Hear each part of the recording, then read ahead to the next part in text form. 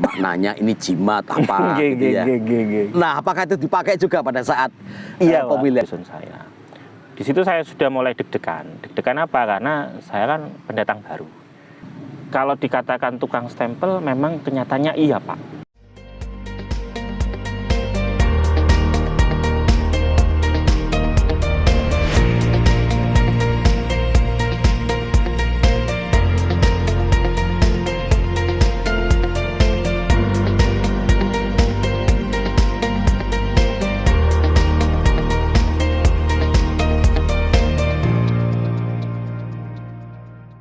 Assalamualaikum.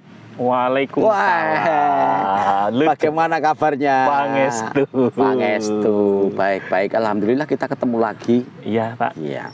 Ini kita ketemu dalam rangka menikmati alam. Siap. Sambil ngobrol-ngobrol banyak hal tentang kegiatan kita. Kegiatan. Mantap. Nah, mengawali obrolan kita saat ini, ini ada kita. Apa ini, Pak? Kopi. Ini kopi khas Kota Jember. Kota Jember. Robusta. Robusta, Pak ya? Robusta. Ini semoga menjadi inspirasi kita untuk ngobrol saat ini ya, di senja hari ini, sore hari ini. Kita berada lokasi di mana ini? Ini tepatnya di Dam Curah Malang yang sungainya itu airnya itu diambil dari Bedadung, Pak. Bedadung. Ya, dan alhamdulillah dengan adanya dam ini, sawah-sawah yang ada di wilayah Bangsal, wilayah Umbulsari bisa terairi, Pak. Bisa terairi. Ini bangunan lama ya? Lama, Pak. Ya, menurut orang-orang yang sepuh itu ketika Belanda masih ada di Indonesia, ini sudah mulai dibangun. Oh iya, teman-teman, ini narasumber kita saat ini. Saya perkenalkan narasumber kita ini, nama aslinya adalah Ahmad Wildan Zahrawan. Ahmad Wildan Zahrawan. Ahmad Wildan Zahrawan itu artinya apa itu? Ahmad itu orang yang terpuji. Orang terpuji. Wildan itu anak. Wildan anak. Anak, ya. Zahrawan itu dari kata Zahro, artinya bunga. Bunga. Jadi orang tua saya itu punya harapan, namanya orang tua itu kan memberi nama pasti ada maksud tujuan. Jadi supaya menjadi anak yang terpuji dan bisa menjadi bunga, artinya menyenangkan orang di sekitar. Ini cita-cita orang tua. Andai cita-cita orang tua ini sepanjang perjalanan dengan terbukti, maka terkabulkan citanya. Terkabulkan. Tapi andai kemudian dalam perjalanannya tidak terpuji, bagaimana ini? Alhamdulillah. Jangan sampai terjadi, Pak. Mari silakan.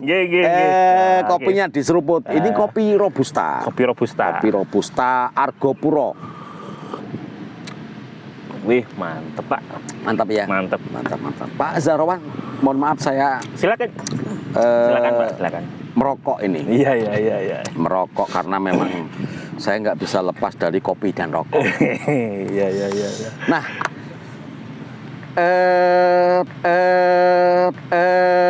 teman-teman semuanya, Mas Zahrawan, Mas Ahmad Wildan Zahrawan atau biasa dipanggil dengan Mas Wildan, ini memiliki banyak aktivitas.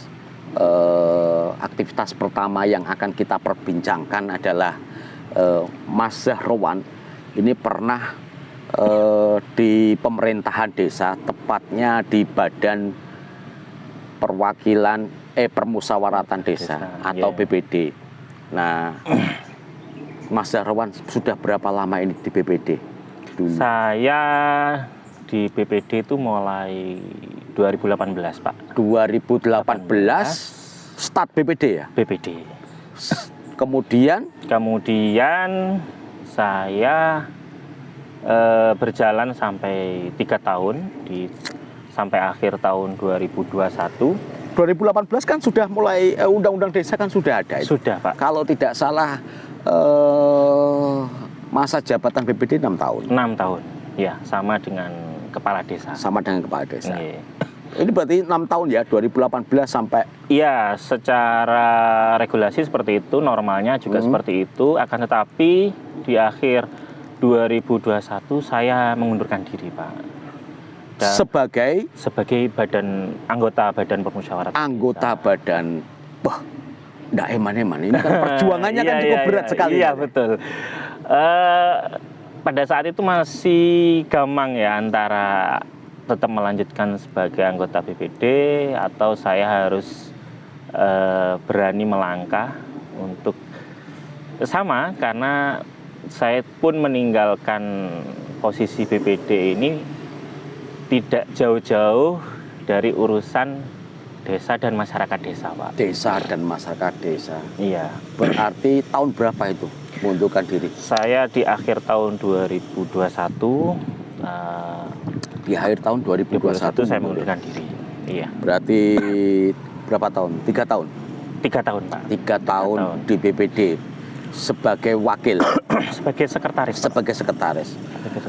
Mas Wildan, ini bagaimana dulu ketika ada, ini kan mekanisme ada nggak mekanisme perekrutan di BPD? Ada, Pak. Ada ya? Ada. Bisa diceritakan kayak apa dulu? Jadi di tahun 2018 itu saya diberi tahu oleh salah satu perangkat desa itu bahwasannya insya Allah di bulan, kalau nggak keliru itu di bulan September itu akan ada pemilihan, karena sifatnya memang pada saat itu ternyata memang dipilih, Pak. Ini pemberitahuannya pakai selebaran, pakai banner besar itu, Pak. Banner. Jadi berarti dipasang di tempat-tempat strategis. Nggih, dipasang di tempat-tempat strategis. Akhirnya saya waktu itu ditanyai apakah sampean nggak minat, Mas, gitu. Memang pada saat itu saya juga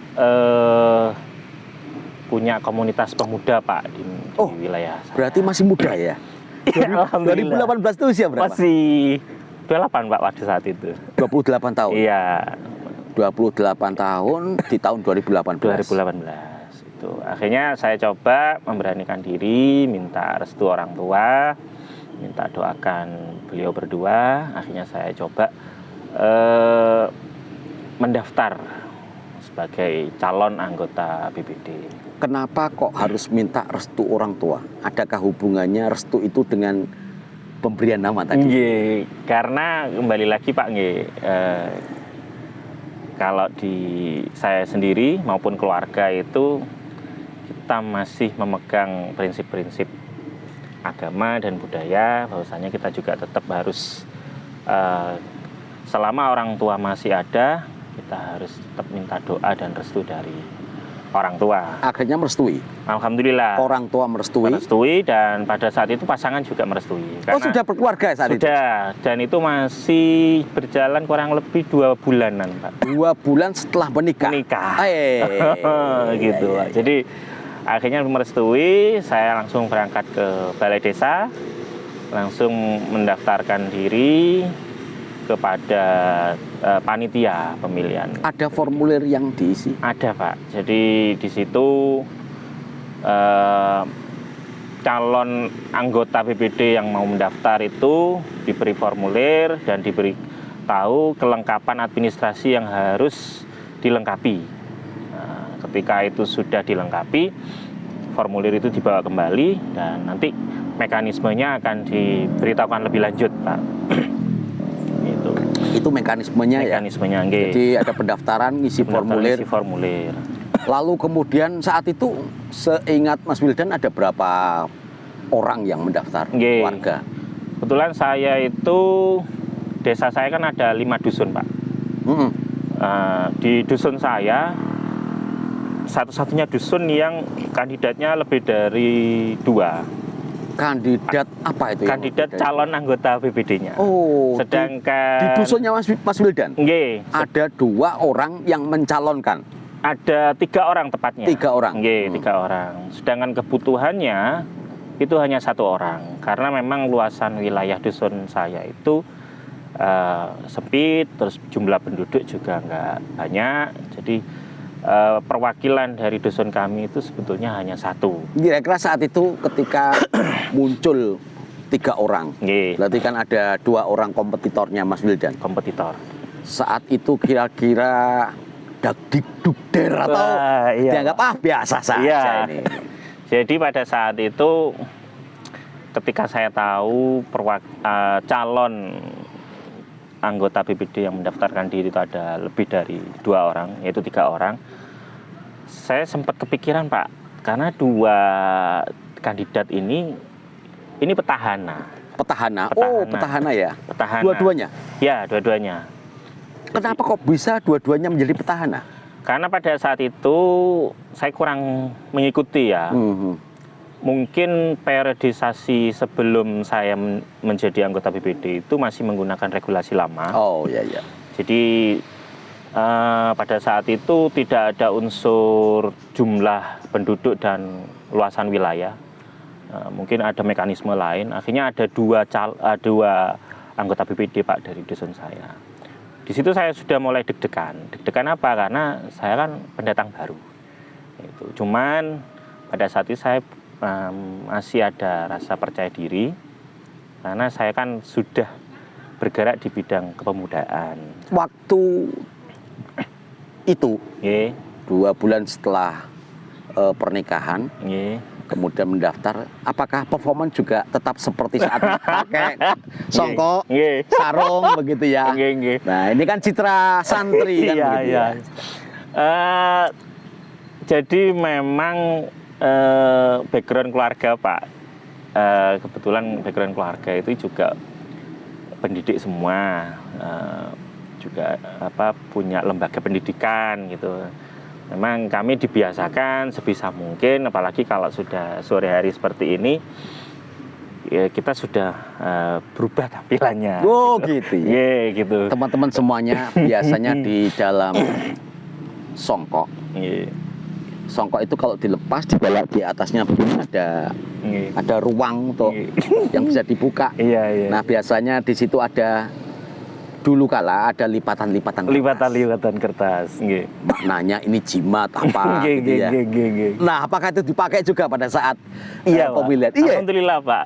Ada jimat-jimat yang jimatnya dipasang. Itu gambar Oto Iskandar Dinata. Karena untuk kepentingan beli rokok atau itu kan uang. Karena memang songkok itu multifungsi, Pak. Multifungsi. Kalau bagi kami songkok itu multifungsi. Kadangkala kalau ada catatan penting kita masukkan di sini. Kalau memang kita nggak bawa dompet, gitu ya, kita juga masukkan uang di sini. Saat ini kira-kira ada apa? Kebetulan kosong, Pak. Kosong, iya. Ketika itu kita sudah diberitahu bahwasanya khusus dusun saya mekanismenya adalah pemilihan. Akhirnya disitulah karena ada 3 orang tadi. 3 orang. Berbeda dengan dusun yang 4 yang lain, itu menggunakan musyawarah dan sifatnya sudah aklamasi. Karena di dusun yang lain kebetulan tidak ada kandidat yang lain Pak, hanya satu saja. Mas Wildan, saya kepingin tahu nih, pemilihan di tingkat dusun untuk mencari satu orang yang akan dibawa, yang akan mewakili dusunnya. Bagaimana? Bisa diceritakan? Jadi pada saat itu kami diberitahu, kita dipanggil oleh panitia pemilihan anggota BPD di Balai Desa. Pelaksanaan pemilihan nanti akan ditempatkan di rumah kepala dusun, Pak. Dan nanti yang dihadirkan adalah perwakilan tokoh masyarakat, juga ada perwakilan RT dan RW. Disitulah akhirnya ya kami oleh panitia itu diminta untuk segera membuka komunikasi. Itu artinya ya melakukan pendekatan. Perkenalan kepada orang-orang yang nantinya akan memilih kami, Pak, seperti itu. Ya, ini dalam perjalanannya mekanismenya seperti itu. Kemudian terpilihlah satu orang, seorang pemuda bernama Ahmad Wildan Zahrawan. Terpilih mewakili dusun untuk kemudian ditetapkan. ditetapkan sebagai anggota BPD. Anggota BPD. Ya, itu masa lalu Mas Wildan. Masa lalu. Lalu kemudian tahun 2021 mengundurkan diri. Yeah. Proses pengunduran dirinya adakah mekanismenya? Ada, Pak. Jadi saya sempat komunikasi dengan pihak pemerintah desa, lalu juga dengan ketua BPD saya, karena saya mau melangkah ke saya anggap bentuk pengabdian yang lain sama-sama kepada masyarakat desa maupun desa itu sendiri. Saya mengundurkan diri. Akhirnya saya diminta untuk membuat surat pengunduran diri tertulis, yang itu nanti disampaikan kepada pemerintah desa, ketua BPD, dan nanti akan ditindaklanjuti. Selama 3 tahun menjadi anggota BPD, Nggih. apa karya yang bisa diceritakan? Nggih. Alhamdulillah, salah satu capaian terbesar bagi saya pribadi, Pak, karena di akhir tahun 2021 itu juga kami punya hajatan besar di desa, yaitu tahun 2021. Iya, yaitu pemilihan kepala desa, Pak. Saya sebagai anggota BPD sekaligus sekretaris BPD pada saat itu memiliki tanggung jawab untuk turut serta mensukseskan pelaksanaan Pilkades. Jadi pada saat itu kami anggota BPD beserta pemerintah desa dan perwakilan tokoh masyarakat, kita membentuk panitia Pilkades pada saat itu, Pak. Ya, sampai pelaksanaannya selesai, sampai terpilihlah kepala desa. Ada anggapan BPD ini dibentuk untuk kemudian jadi stempel. Jadi stempel kebijakan kepala desa. Bagaimana menurut Mas Wildan? Kalau saya pengalaman yang singkat tadi hanya 3 tahun, tapi itu sangat bermakna bagi saya. Kalau dikatakan tukang stempel, memang kenyataannya iya, Pak. Oh gitu ya? Iya. Dalam arti begini, Pak, karena peraturan yang dikeluarkan oleh desa yaitu Perdes, di situ juga perlu disetujui.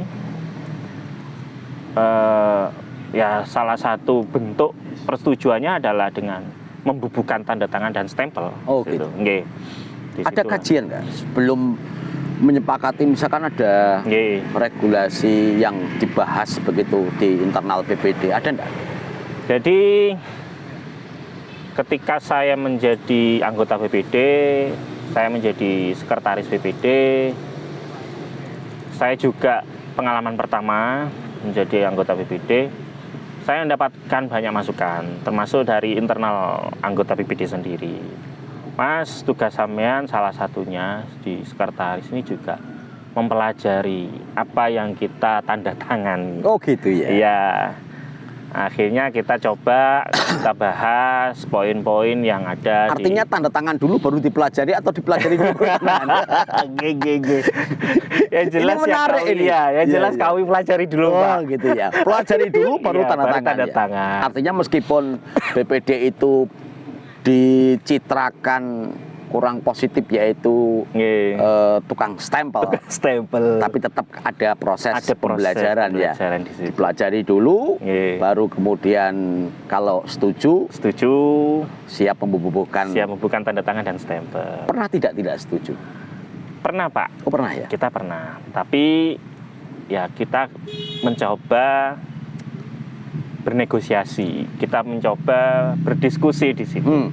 Artinya ya kita harapkan apa yang kita sepakati itu memang betul-betul menjadi manfaat bagi semuanya, yang gitu. Jangan sampai ada pihak-pihak yang dikalahkan atau dirugikan.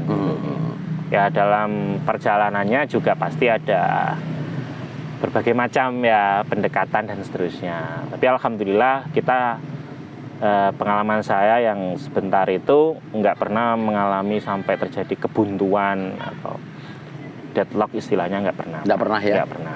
Berarti setiap ada masalah masih bisa dilakukan proses musyawarah, musyawarah sesuai dengan namanya kan. Betul, termasuk berkaitan dengan pilkades tadi, Pak. Jadi kebetulan salah satu kandidat itu kan adalah warga atau masyarakat desa sebelah yang menjadi calonnya. Iya, calon. Oh iya. Disitulah akhirnya kami BPD beserta pemerintah desa dan panitia yang kita bentuk, kita mencoba mengkaji kembali peraturan bupati yang sudah ada dan kita menyusun tatip tadi itu. Kalau boleh tahu, saat itu BPD itu sudah menerima apa istilahnya, honor atau operasional? Pak, ada bahasanya apa ya? Honor ya? Ya, honor. Honor ya? Iya, honor. Sampai berapa besar diterima oleh Mas Wildan? Aduh, ini nggak enak ini. Kalau sudah bilang nominal ini nggak enak. Nah, ini kan uang publik, iya. Uang publik yang kemudian diberikan kepada seseorang karena jabatannya. Sehingga publik pun juga punya ruang untuk mendapatkan informasi. Iya. Keterbukaan, Pak. Betul, keterbukaan. Bukan dalam konteks menelanjangi. Menelanjangi, betul. Jadi pada saat itu, Pak, kami sebagai anggota sekaligus sekretaris dari BPD itu dapatkan honor sebesar 550.000, Pak, per bulan. Per bulan 550.000. Okay. Dan itu ada perbedaan antara ketua, wakil ketua, sekretaris dan anggota. Ya. Untuk ketua 600, wakil ketua dan sekretaris 550, anggota 500. Oke, kita sekarang itu Mas Wildan dalam sejarahnya yang pernah berpartisipasi dalam pemerintahan desa. Nah, kemudian di tahun 2021 Mas Wildan undur diri. Kira-kira proses pengunduran diri itu dimotivasi apa? Sehingga memutuskan diri untuk mundur, apakah karena honor yang kecil atau karena ada pekerjaan yang lebih menjanjikan. Bagaimana Mas Wildan?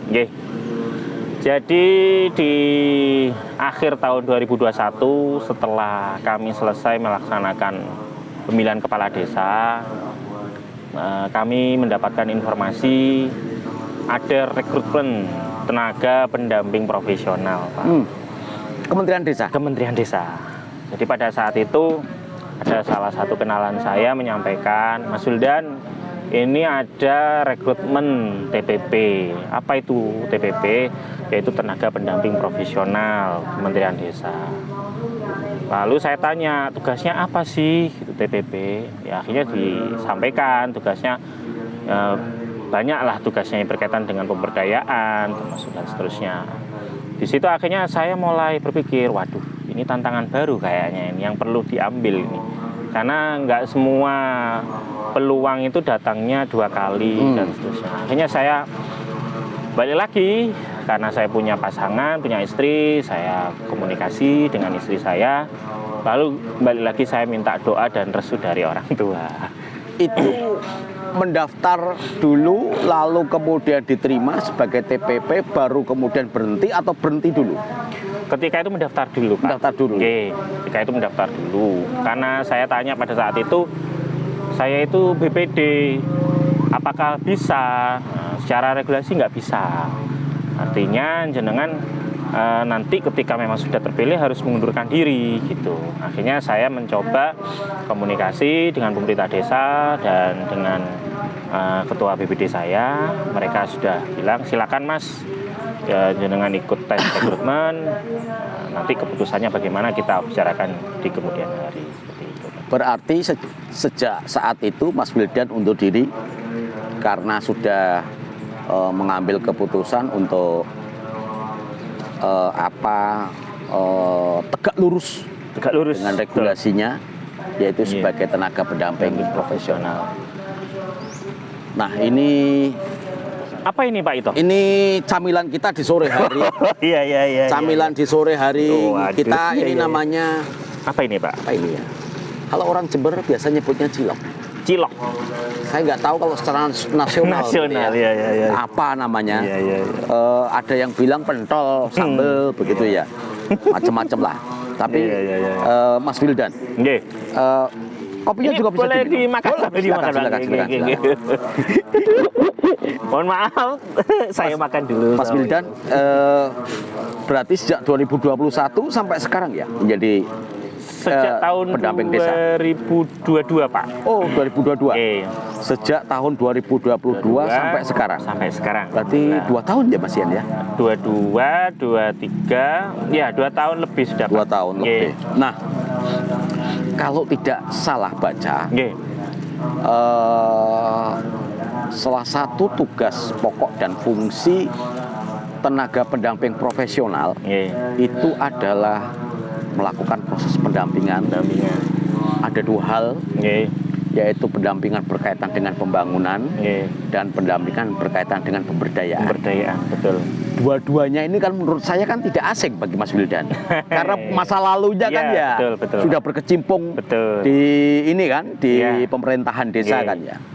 Nah, tingkat kesulitan Mas Wildan sebagai tenaga pendamping profesional maka tentu akan berbeda dengan teman-teman lainnya yang masa lalunya belum memiliki pengalaman apapun atau masa lalunya berada di luar pemerintahan.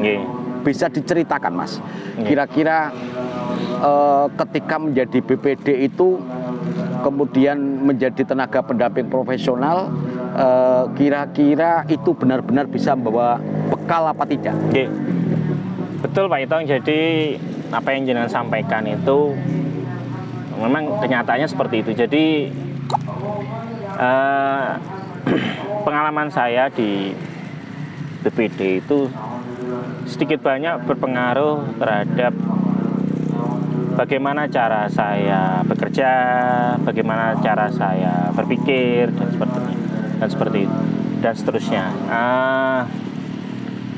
Karena dulu ketika saya menjadi anggota BPD pun saya juga ketika ada hal-hal tertentu yang kiranya saya belum tahu atau mungkin saya nggak ngerti tentang itu, saya juga bertanya pada teman-teman pendamping desa, gitu. Dan ternyata ketika saya menjadi pendamping, akhirnya saya merasakan, oh iya, jadi beginilah sudut pandang BPD dari kacamata seorang pendamping desa. Dan saya juga punya pengalaman sudut pandang menjadi anggota BPD ketika saya menjadi sekretaris BPD. Di situ saya akhirnya sedikit banyak, karena ternyata Pak, setelah saya menjadi pendamping, saya coba langkah pertama saya itu di samping saya silaturahim dengan kepala desa beserta perangkat, juga dengan BPD Pak. Jadi ketika itu saya tanya, saya diskusi, saya ngobrol, saya sampaikan, saya dulu juga pernah menjadi anggota BPD Pak. Jadi sedikit banyak juga mungkin apa yang kita alami di masa lalu mungkin saat ini juga jenengan alami. Nah, akhirnya kami diskusi, ternyata betul problem-problem yang sifatnya itu umum. Di situ saya akhirnya oh iya, memang ternyata sama. Berapa hal itu berkaitan dengan memahami tentang pembangunan desa, memahami tentang regulasi, itu menjadi salah satu menjadi kelemahan dari BPD itu Pak. Dan di situ saya berupaya mengajak komunikasi dengan BPD, apa yang kiranya bisa saya bantu, saya akan bantu. Entah itu akan saya bantu secara langsung atau saya bisa jadi menjadi fasilitator bagi BPD yang saya dampingi untuk saya datangkan narasumber atau tenaga ahli yang lebih kompeten seperti itu. Berarti sekarang bekerja di mana? Saya kebetulan alhamdulillah per 2022 saya bekerja di, saya sebut kecamatannya nggak apa-apa ya? Nggak apa-apa. Di Kecamatan Bangsal Sari, Kabupaten Jember. Masih Republik Indonesia. Iya, masih Republik Indonesia. Alhamdulillah seperti itu, Pak. Kultur sekarang, kultur masyarakat yang ada di domisili Mas Wildan dengan lokasi tugas ada perbedaan tidak? Di awal saya penugasan itu saya kan mendampingi 3 desa, Pak. 3 desa. Kebetulan satu desa itu kulturnya sama dengan lokasi saya berdomisili, yaitu kultur Jawa. Terus yang satunya itu kultur masyarakat perkotaan, yaitu Desa Bangsalasari. Oh ya, lebih plural ya. Lebih plural ya. Terus yang satunya tipe desa yang saya katakan semi perkotaan mungkin karena semi perkotaan. Yang saya dampingi itu termasuk Desa Sukorjo Bangsalasari. Di situ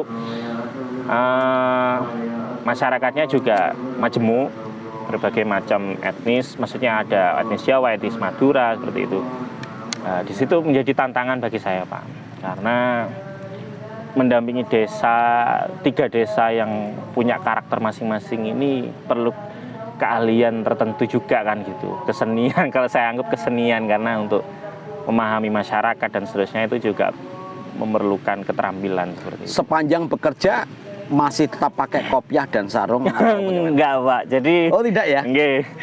Berarti ketika bekerja sebagai tenaga pendamping profesional, sarung dan kopiah ya tidak dipakai. Tidak dipakai. Bagaimana dengan jimatnya? Ya. Kalau jimatnya itu saya terus terang nggak punya, Pak. Oh gitu ya. Oh, saya pikir seperti teman-teman umum gitu ya, santri ini kan punya rajah begitu ya, punya ajimat ya. Tulisan-tulisan Arab begitu.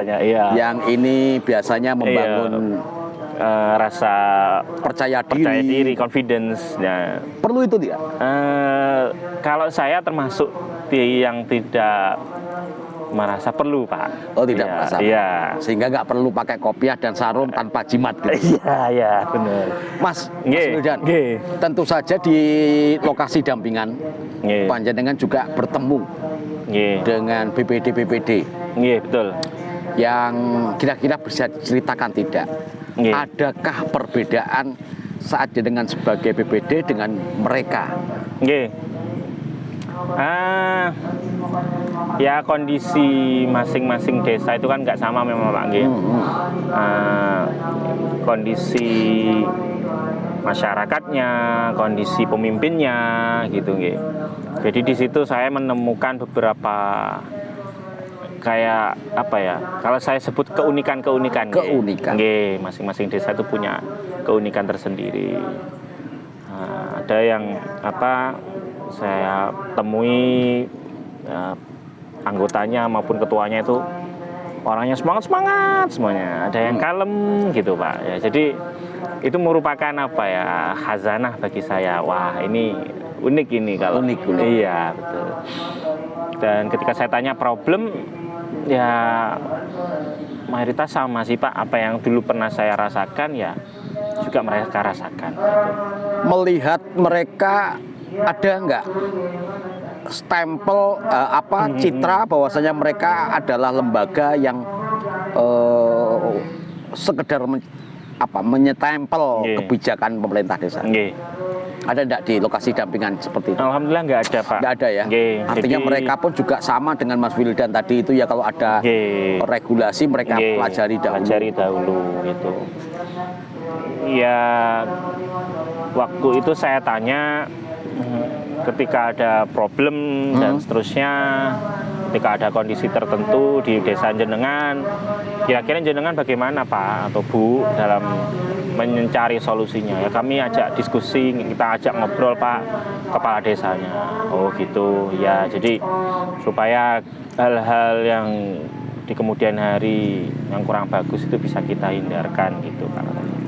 Oh ya, alhamdulillah seperti itu. Tingkat kesulitan paling tinggi untuk mendampingi pemerintahan desa di saat Mas Wildan menjadi TPP ini, kira-kira apa, Mas Wildan? Jadi gini, Pak, kayak kami itu kan ditugasi atau ditugaskan oleh kementerian untuk mendampingi desa, itu kadangkala kami itu masih ada saja yang menganggap kami itu semacam wartawan. Oh gitu ya. Iya. TPP adalah wartawan. Wartawan. Iya. Atau nun sewu ada yang menganggap kami ada yang sebagai LSM. Gitu. Juga ada yang juga saking senengnya dengan kami. Kami ini untuk urusan-urusan yang sampai hal-hal yang sifatnya mungkin sangat teknis sekali, kami sampai diajak. Oh iya. Ya. Apa misalnya? Nah, contoh berkaitan dengan kegiatan Agustusan itu, berkaitan dengan lomba dan seterusnya gitu. Itu sampai kita juga pernah diajak diskusi mengadakan lomba ini bagaimana Mas gitu. Itu seninya. Pokoknya kalau tidak ada Mas Wildan, tetap menunggu begitu ya? Iya tetap ditunggu atau ditanyai gitu ya. Dihubungi terus begitu. Iya, terus ya kayak saya ya nggak mungkin juga Pak ketika mereka menanyakan hal-hal seperti itu juga tidak saya layani gitu. Ya apa tidak semakin Mas Wildan bangga? Oh, saya benar-benar dibutuhkan. Jadi ya alhamdulillah Pak, karena tadi saya pernah berkecimpung di kepemudaan itu, saya akhirnya juga pernah punya pengalaman urusan kepemudaan dan pengadaan event event hari besar nasional seperti Agustusan atau hari-hari penting lainnya. Di situ saya bisa memberikan sumbang pikiran di situ. Di situ saya ada rasa kebanggaan. Oh alhamdulillah. Ternyata pengalaman saya dulu menjadi ketua Karang Taruna. Pernah jadi ketua Karang Taruna? Pernah alhamdulillah Pak. Di situ bermanfaat lah. Artinya pengalaman saya ternyata masih bisa digunakan oleh pemerintah desa seperti itu. Mas Wildan ini berarti dalam bekerja mendampingi 3 pemerintahan desa. 3 pemerintahan desa di tahun 2022. Di tahun 2023 sekarang sampai 2023 ya? 3 desa. 2024 sekarang sudah 4 desa. 4 desa. Bagaimana Mas Wildan mengatur? Mengatur ritme, kemudian metode pendampingan sehingga keberadaan pendamping ini bisa dirasakan oleh pemerintahan desa sangat berarti. Seperti yang saya sampaikan di awal tadi, setiap desa itu punya keunikan sendiri-sendiri. Artinya ada yang desa itu entah itu pemerintah desanya, entah itu masyarakatnya, itu yang memang betul-betul sangat kritis sekali. Ada yang memang ya wis biasa-biasa saja gitu. Nah itu yang menjadi tantangan bagi saya itu kan perlakuannya itu kan tidak bisa disamakan Pak. Antar desa itu tadi. Itu. Berarti masing-masing desa perlakuannya juga berbeda. Ada yang desa itu inginnya, wes Mas, sama ndak usah nih desa lainnya, itu bahasanya. Nggak usah ke desa yang lain sudah. Ke desa sini aja sudah. Oh gitu ya. Wong saya itu punya tanggungan 2 desa yang lain gitu kan pada saat itu. Enggak gak usah wes pinter-pinter yang desa yang lain itu sudah. Kalau di sini kan masih bodoh-bodoh bilangnya seperti itu. Tapi setiap hari itu harapannya mereka bukankah itu nyaman bagi banyak orang ini memelihara kebodohan orang itu kan itu sehingga ada ketergantungan. Jadi ya salah satu tugas dari pendamping itu kita juga diminta untuk mengadvokasi masyarakat, memberdayakan mereka. Artinya kita bukan kok istilahnya ibarat orang itu jatuh kita yang menariknya supaya berdiri, tapi mengedukasi, memotivasi supaya yang jatuh itu bisa berdiri dengan kekuatannya sendiri. Pak. Jadi kalau tadi ada ungkapan bukankah sebaiknya dipelihara itu kebodohan? Ya jangan sampai. Jangan sampai ya. Iya, kasihan. Karena dengan memelihara kebodohan ini kan sebetulnya bisa mendatangkan keuntungan dari berbagai macam hal ya, dari sisi politis, sisi finansial, ekonomi misalnya. Mungkin seperti itu Pak ya bagi yang lain, tapi bagi saya Ya kita memang makhluk materi, Pak. Kita wujud seperti ini kan kalau nggak ada materinya kan kita termasuk makhluk goib berarti, Pak ya. Tapi materi bukan segalanya buat Bukan saya, Pak. segalanya. Nggih. Karena saya sering merasakan kepuasan tersendiri ketika orang yang saya dampingi atau desa yang saya dampingi di situ sudah mulai muncul keinginan untuk memberdayakan dirinya sendiri. Di situ saya ada rasa kepuasan, Pak. Dan ketika itu sudah terwujud, disitulah saya merasa tugas saya itu sebagian sudah terlaksanakan seperti itu, Pak. Dalam bekerja ada supervisor. Ada, Pak, ada. Karena pekerjaan ini kan harus bisa berjalan terukur kan begitu. Iya, betul. Nah, berkaitan dengan supervisor berarti ada pihak yang mensupervisi. Kalau tenaga pendamping profesional, Mas Wildan disupervisi oleh siapa? Dan bagaimana teknis supervisi misalkan? Jadi kayak seperti saya ini kan, saya itu ada di posisi yang paling bawah yang bersentuhan langsung. Yang disebut dengan pendamping lokal desa. Pendamping lokal desa. Jadi kami itu disupervisi secara langsung oleh pendamping yang berada di atas kami, yaitu pendamping desa. Pendamping desa. Yang ruang lingkupnya itu 1 kecamatan. 1 kecamatan. Pernah tidak mendapatkan dari hasil supervisi kemudian diperoleh tingkat kinerja Mas Wildan tidak sesuai ekspektasi gitu, tidak tercapai targetnya atau gimana? Alhamdulillah sejauh ini karena supervisor saya juga mengingatkan terus, Pak. Artinya mas-mas PD, kalau saya menyebutnya mas-mas PD. Karena memang lagi semuanya. Iya, jadi ada 3 orang, Pak, yang menjadi supervisor kami. Itu mesti mengingatkan, juga mesti membimbing ketika kami ada kesulitan, ketika kami ada keteledoran mungkin dalam menyelesaikan pekerjaan. Nah, disitulah akhirnya tugas-tugas yang memang menjadi keharusan buat kami untuk dilaksanakan, itu alhamdulillah bisa terselesaikan, Pak, seperti itu. Hubungan Mas Wildan selaku TPP kepada dengan pihak yang dampingi yaitu desa ini kan tidak sekedar kemudian yang didampingi pemerintahan saja ya, tapi juga masyarakatnya, umpamanya berkaitan dengan pemberdayaan. Nah, ini 2 kutub yang selama ini tidak bisa bertemu secara baik, jadi seolah-olah seperti air dan minyak begitu ya. Nah, forum yang bisa kemudian mereka pergunakan termasuk BPD itu kan adalah forum Musdes.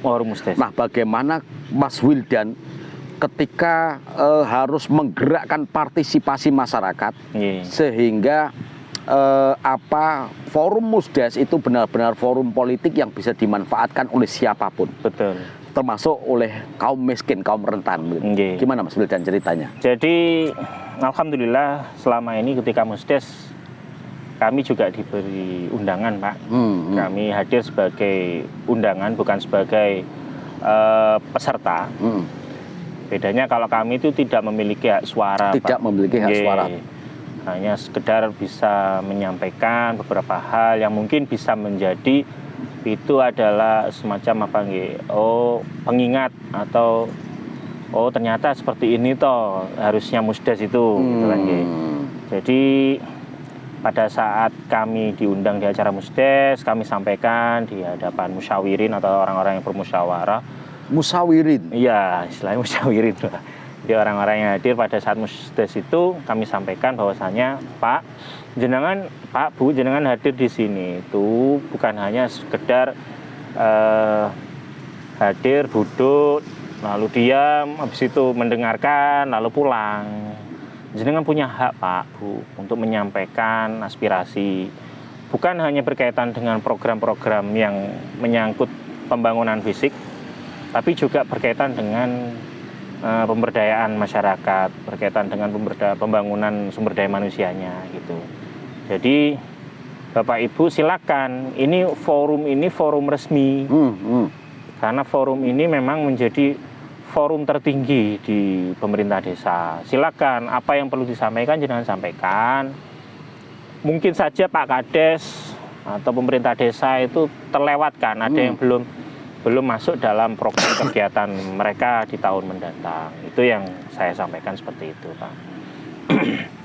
Dan alhamdulillah sejauh ini yang saya ketahui masyarakat itu sudah mulai muncul keberanian, Pak. Itu mulai saya muncul. Apresiasi sudah. Karena berani untuk ngomong, berpendapat ya. Berani. Ya saya lihat ada yang sampai kadang suaranya bergetar. Mungkin karena ini pengalaman pertama. Ya. Ada yang agak kikuk memang karena mungkin sebelumnya belum pernah ngomong di hadapan masyarakat secara umum gitu. Apalagi dihadiri kepala desa, peserta perangkat dan BPD gitu. Tapi itu alhamdulillah menjadi sebuah edukasi bagi masyarakat. Jenengan itu silakan kalau memang ada aspirasi sampaikan dalam acara musyawarah desa seperti ini gitu, Pak.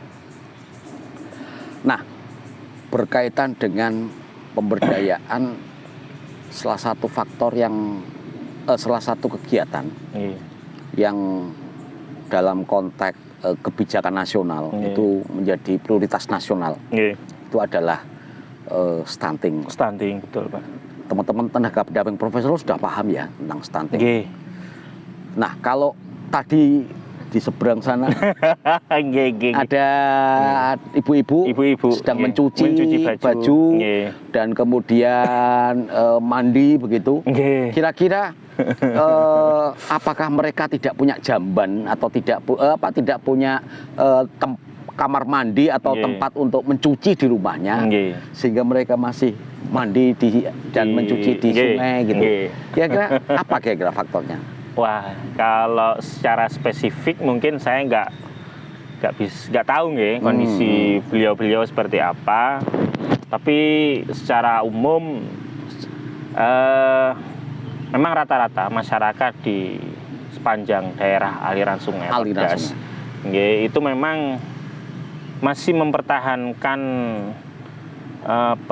tradisi atau kebudayaan pendahulunya, Pak. Artinya entah itu cuci baju, entah itu mandi gitu. Bahkan non sewu masih ada yang buang air besar gitu. Tapi alhamdulillah setelah ada program-program dari pemerintah berkaitan kesadaran tentang menjaga kebersihan, termasuk kebersihan sungai, saya lihat ya pengetahuan saya orang yang sudah buang air besar di sungai itu sudah semakin jarang kok, Pak. Sudah berkurang ya? Berkurang. Dan kesadaran kalaupun toh ada 1-2 tadi itu ya? 1-2 tadi.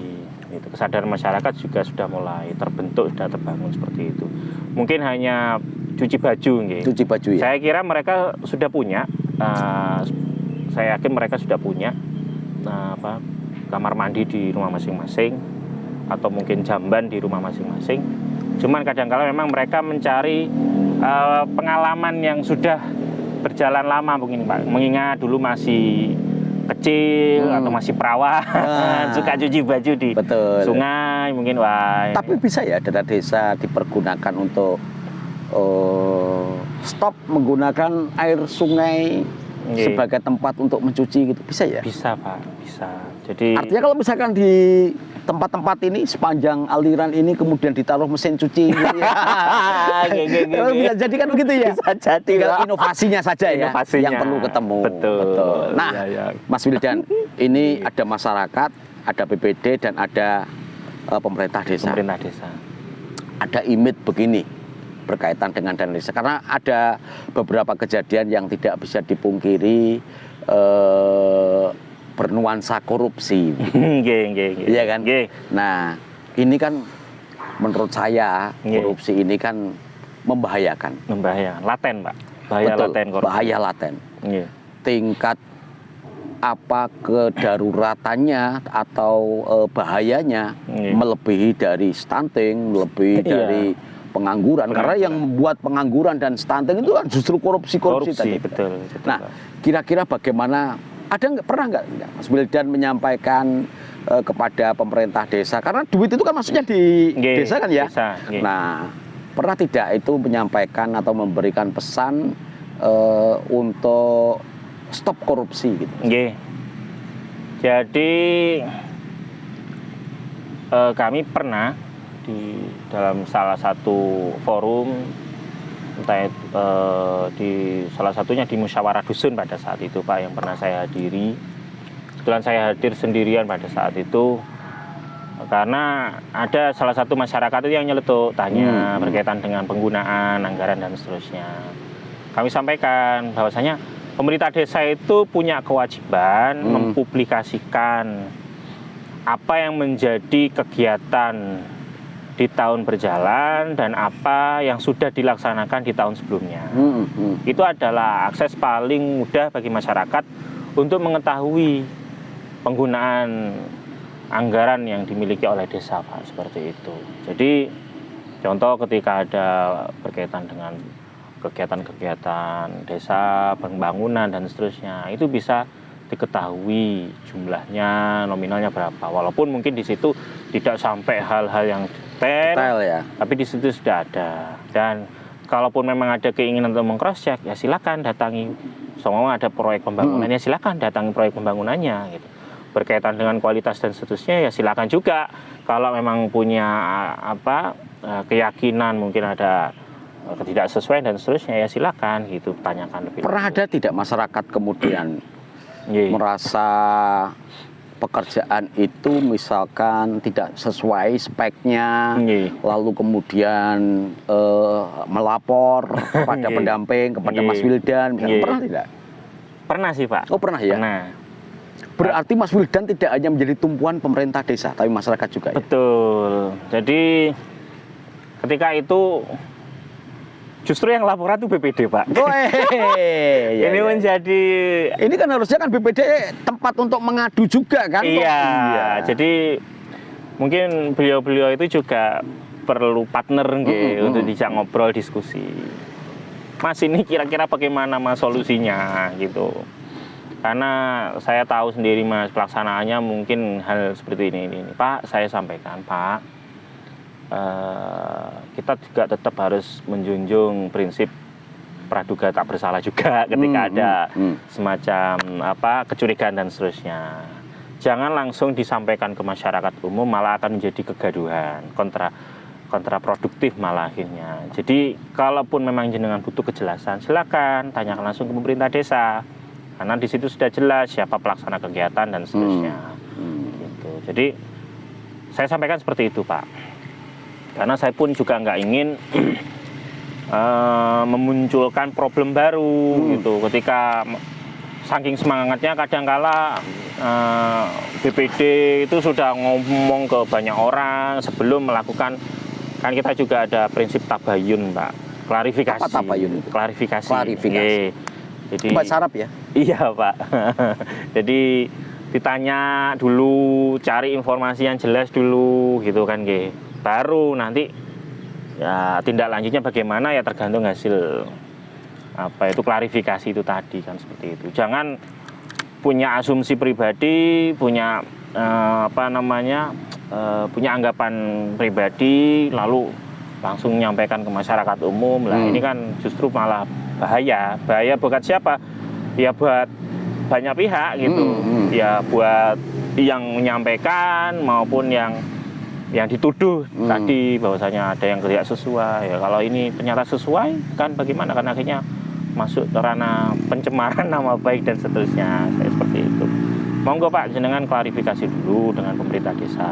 Kalau memang ada ketidaksesuaian, ya harus segera dicarikan solusinya, seperti itu, Pak. Mas Wildan, banyak tenaga pendamping yang ingin bekerja di domisili sendiri. Nah, ini Mas Wildan kan bekerja di luar domisili. Luar domisili.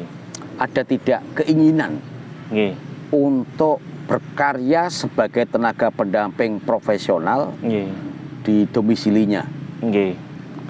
Kalau saat ini saya masih ingin ngangsu kawruh atau mencari ilmu sebanyak mungkin di luar wilayah domisili, Pak. Berapa jarak dari rumah ke lokasi terjauh? Terjauh itu desa yang saat ini di Desa Tugusari, Pak. Sekitar? Antara 10 sampai 15 kilo mungkin. 10 sampai 15 kilo. Tergantung rute mana yang mau diambil. Oh, ada rute-rute lain ya, rute alternatif lain. begitu. Ada yang jarak lebih pendek tapi akses ke sana yang agak buruk biasanya gitu. Jalannya. Ada yang jalannya bagus tapi agak memutar. Bukankah itu bisa menjadi modal bagi Mas Wildan ketika melewati jalan yang aksesnya buruk? Itu kemudian menjadi modal pendampingan untuk disampaikan kepada pemerintah desa agar jalan ini baik. Alhamdulillah Pak, pemerintah desa Tugusari yang saat ini saya dampingi itu dari pihak kadesnya maupun dari pihak masyarakatnya itu sebetulnya sudah memikirkan betul tentang fasilitas terutama jalan gitu. Banyak terobosan-terobosan yang dilakukan oleh kepala desa dalam rangka karena ya kita ketahui Pak, dana desa yang diterima desa itu seringkali kalau hanya difokuskan di satu bidang saja, akhirnya bidang yang lain tidak tersentuh Pak. Akhirnya ada pembagian dan seterusnya. Dan masyarakat kadang-kala sudah nggak sabar kalau menunggu 3 tahun atau 4 tahun lagi baru bisa. Akhirnya kepala desa itu sudah ada komunikasi dengan berbagai stakeholders untuk supaya mempercepat pembangunan yang ada di desanya Pak. Sudah saya sampaikan ketika saya ke desa, ke balai, Mas, iki ya saya ngobrol dengan bahasa Jawa. Iki lek umpama dibangun dalane kan luwih enak Mas gitu. Iya Mas, Tama harus bertahap dulu karena kan jalannya itu kan memang kanan kirinya itu kan ada saluran drainase Pak. Jadi supaya nanti ketika mau dibangun paving itu yang kanan kirinya itu supaya nggak ambrol atau nggak jebol gitu Pak ya, akhirnya harus dibangun tembok penahan dulu. Ya saya sampaikan alhamdulillah ada progres lah. Mas Wildan tahu tentang hal-hal yang sifatnya keteknikan sipil? Kalau saya pribadi nggak tahu Pak, nggak tahu. Masa lalu Mas Wildan studinya ada hubungannya dengan keteknikan sipil? Nggak ada Pak. Nggak ada, kebetulan ya? Saya itu. Lalu bagaimana Mas Wildan kok tahu ada istilah-istilah seperti itu? Jadi ini kan menarik. Menarik Pak. Ilmu betul, jalanan kan gitu ya. Jadi sebetulnya kalau orang tuh bilang belajar itu hanya di sekolah saja, artinya ya kita duduk masuk ke kelas itu saya katakan kurang tepat Pak. Karena sebetulnya kita itu ketika ya seperti saya ngobrol dengan jenengan, saya kadang-kala itu dapat wawasan baru. Oh itu termasuk ilmu pengetahuan baru. Jadi saya tahu istilah-istilah seperti tembok penahan tanam, talut, rabat beton, istilah-istilah yang itu sebenarnya asing buat saya. Karena saya itu dulu pendidikannya juga jauh dari teknik Pak. Saya itu lulusan akuntansi ekonomi. Iya, berbicara dengan angka-angka, uang dan seterusnya. Saya akhirnya kan mau nggak mau ketika saya dampingi pemerintah desa maupun masyarakat, saya harus memperbanyak pengetahuan baru tentang itu Pak. Termasuk pengetahuan keteknikan sipil ya? Sendiri. Itu didapat dari pergaulan Mas Wildan dengan supervisor saya terutama Pak. Ada Mas. Lalu kemudian apakah selama bekerja sebagai tenaga pendamping profesional ada upaya dari Kementerian Desa untuk melakukan peningkatan kapasitas secara formal begitu kepada Mas Wildan? Ada enggak? Ada Pak. Oh ada ya? Ya, cuman semakin ke belakang ini saya lihat mungkin semakin berkurang. Semakin berkurang. Mungkin juga ya saya prasangka baiknya mungkin sekarang media pembelajaran sudah banyak, tentunya bisa tidak hanya melalui semacam kelas-kelas tertentu yang duduk dalam ruangan dan seterusnya, kita juga bisa membaca, kita bisa melihat tayangan-tayangan di YouTube dan seterusnya, mungkin seperti itu. Jadi ada upaya peningkatan tuh ada. Bahkan dulu ketika saya awal kali menjadi pendamping itu juga ada semacam pembekalan lah. Sebelum saya betul-betul ditugaskan di desa itu macam ada pembekalan. Ya apesnya, saya katakan apes karena dilalah di tahun 2002 awal itu adalah masa-masa pasca pandemi, Pak. COVID-19. Jadi yang saya tahu, saya tanya, saya dapat informasi dari mas-mas PD ataupun teman-teman PLD yang sudah senior, itu dulu ada semacam pembekalan yang dikhususkan, yang dikumpulkan jadi satu di luar kota seperti itu ya, karena kondisi pada saat ini tidak memungkinkan, akhirnya saya cukup di dalam kabupaten, tapi alhamdulillah tetap ada upaya dari kementerian untuk peningkatan. Learning by doing, belajar sambil bekerja. Betul. Ini kemudian menjadi metode, salah satu metode ya, yang dilakukan oleh tenaga pendamping profesional untuk meningkatkan kapasitasnya. Lalu Mas Wildan, di saat menjalankan tugas Mas Wildan sebagai tenaga pendamping profesional, adakah hal-hal sulit yang itu bisa menghambat capaian? Ada, Pak. Apa misalkan Mas Wildan? Masalah kesadaran kebutuhan diri masing-masing, Pak. Jadi kadangkala orang itu masih sulit mengidentifikasi itu apakah masuk kebutuhan atau keinginan. Jadi memang pembangunan itu seharusnya kan berdasarkan asas kebutuhan, bukan berdasarkan asas keinginan. Jadi ini terutama yang menjadi tantangan bagi saya, menjelaskan kepada masyarakat maupun pemerintahan desa bahwasanya utamakan atau prioritaskan program kegiatan itu adalah berdasarkan kebutuhan, bukan keinginan. Itu terutama. Karena menyadarkan itu kan juga butuh proses, butuh ketelatenan dan seterusnya. Gitu, Pak. Di penghujung perjumpaan kita, Mas Wildan, sudah mau habis ini, Pak. Ya. Kita sudah 1 jam. Saya minum dulu ini, Pak. Sampai ini, Pak. Mari kita minum bersama. Ini sudah dingin ini tadi. Enak saat panas. Enak saat panas ternyata. Di penghujung perjumpaan kita, Mas Wildan, pesan apa yang bisa Mas Wildan sampaikan kepada publik ya?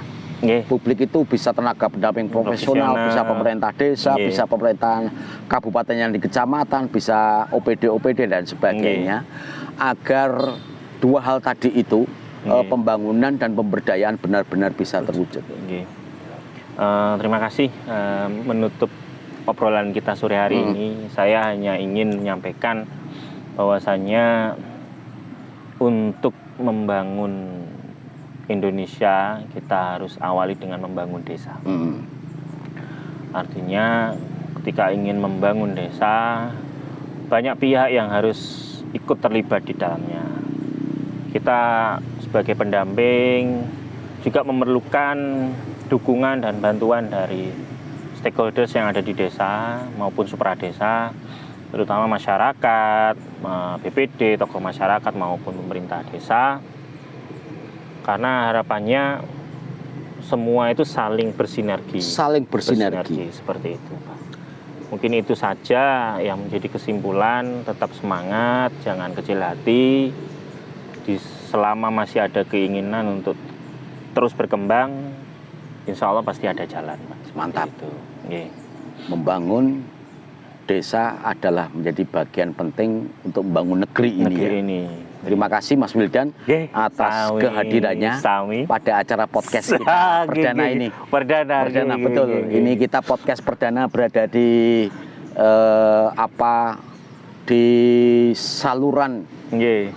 saluran air, tepatnya di Desa Curah Malang, Kecamatan Rambi Puji, Kabupaten Jember. Kita bertemu lagi pada episode-episode yang akan datang, tentu saja dari Mas Wildan. Pada episode yang akan datang sangat kami tunggu. Makasih Mas Wildan. Assalamualaikum. Waalaikumsalam.